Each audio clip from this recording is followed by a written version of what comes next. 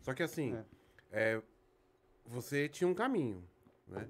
O que aconteceu? Qual foi o gatilho pra você querer servir a Deus? Cara, eu vou te falar que eu fui num...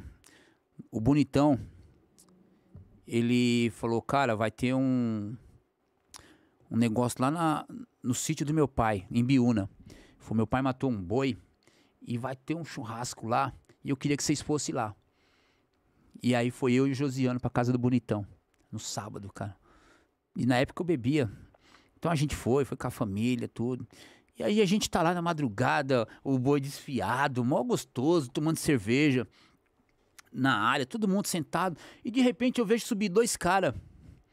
E os caras estavam com aquele saco de pão na cabeça e cada um com a 12. Aí eu pensei comigo, deve ser alguma brincadeira, alguma pegadinha, né? E aí a gente falou pra irmã do Bonitão, essas brincadeiras acontecem sempre assim? A menina olhou pros carros e falou, não é brincadeira não.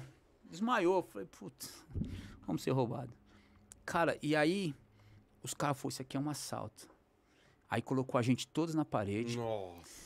E prendeu as mulheres no quarto. E aí, a partir daquele momento, eu não conseguia mais falar. Não falava. Sabe que é um choque? Eu fiquei em choque, não falava. E aí os caras, né, começou a dar geral em todo mundo. E aí depois prendeu a gente no outro quarto, levou um carro embora.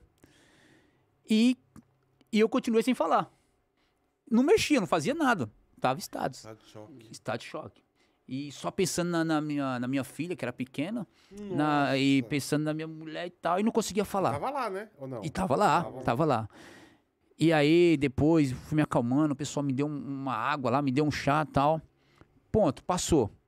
Passou uma semana, tinha uma mulher, uma vizinha minha, que ela tinha problema de bronquite. E sempre que atacava esse bronquite, eu pegava ela no colo, levava pro hospital. Então, sempre que ela precisava, eu tava ali perto. E ela era da igreja. E ela sempre orava por mim. Ela sempre falava pra mim, tô orando por você, tal. E aí, depois desse episódio, ela foi com a minha mãe na minha casa. Aí ela falou assim, eu posso falar com você? Eu falei, pode. Aí ela falou assim, você passou por isso e por isso, não foi? Eu falei, foi. E eu não tinha contado pra ninguém. Nem pra minha mãe. E aí, ela falou assim, era pra você ter morrido. Aí eu falei, mas como assim? Ela falou, mas você não ia morrer de bala, de tiro, nada. Você ia morrer do coração. E foi quando eu fiquei, que deu o choque, né? Que eu paralisei. E ela falou assim, mas você não morreu porque o seu propósito é servir a Deus. Ponto. E aí foi embora. Depois de uma semana, ela morreu. Putz. Caramba. E aí ela morreu e a mensagem ficou. Aí cabia a mim entender a mensagem ou continuar na bagunça. A gente tinha uma quadra alugada ali depois da salinha ali do lado do Carrefour. Sim. A gente jogava bola direto lá. E uma noite a gente tava jogando e aí acabou o jogo e eu saí, eu falei, vou embora. E o jogo não tinha acabado. Eu falei, mas você vai embora, nem acabou. Eu falei, cara, eu quero ir embora. E quando eu fui saindo, eu passei por 4 caras por mim. Os caras passou e olhou pra mim. E quando eu saí, os caras baixou a porta da quadra e roubou todo mundo. Caramba. Então aquilo, eu juntei com a mensagem dela, eu falei, eu já tô entendendo já a mensagem. E aí, cara, a partir daquele momento, eu comecei a mudar a minha vida. A partir daquele momento. Agora é assim, todos nós, em algum momento, vai escutar uma mensagem de Deus. Agora, cabe a gente ouvir se é dele ou não. Se a gente quer mudar de vida ou não. Eu tinha um casamento zoado, cara. Zoado. E só foi mudar depois que eu conheci a Deus. Era bagunçado, cara. Era zoeiro, mulherengo. Não me orgulho de nada, cara. Dessa época. Eu gostei da bagunça, de jogar bola, tudo, mas se eu tivesse conhecido a Deus antes, eu tinha feito diferente, cara. O que eu fiz a minha mulher sofrer nesse período, se eu conhecesse a Deus, eu tinha feito diferente. Então, assim, a gente vai errando até não conhecer a verdade. Só que a verdade, eu não posso falar pra você que, mas Wagner, o que você tá vivendo é uma mentira. Não, você tá vivendo a verdade que você acredita. Você tá vivendo uma verdade que você acredita. Eu vivo uma verdade que eu acredito. Não adianta eu querer impor uma verdade na vida de vocês que vocês não acreditam. Por que que dá tanta confusão e guerra nas terras onde que era para ter paz, Jerusalém, né? Nessas terras que era para ter paz é onde dá mais confusão, é onde dá mais guerra e briga. Porque as pessoas querem imputar uma verdade na vida das outras de qualquer forma. Não, você tem que acreditar naquilo que eu acredito. Não, cara.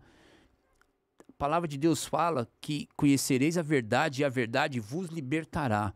Mas enquanto você não conhece a Deus, você vive a verdade que você acredita. Agora é assim, eu não falo... A gente tem um culto dentro da empresa lá, né? Então a gente se reúne lá todo dia na hora do almoço para falar de Deus. Ninguém tá lá para falar de religião, nem A, nem B.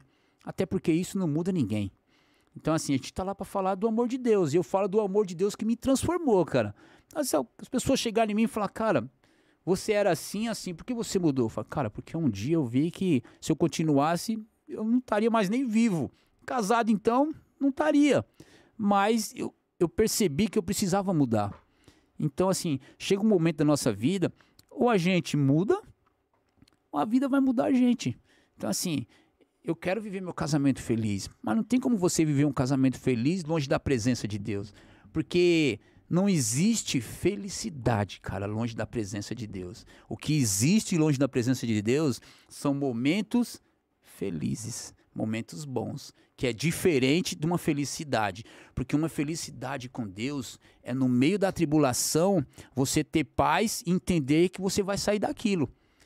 Agora, o que a gente no meio de uma tribulação, quando a gente não conhece... a gente vai fazer? A gente vai usar a nossa força, a gente vai usar as nossas artimanhas, a gente vai usar o nosso conhecimento, a gente vai usar todos os meios.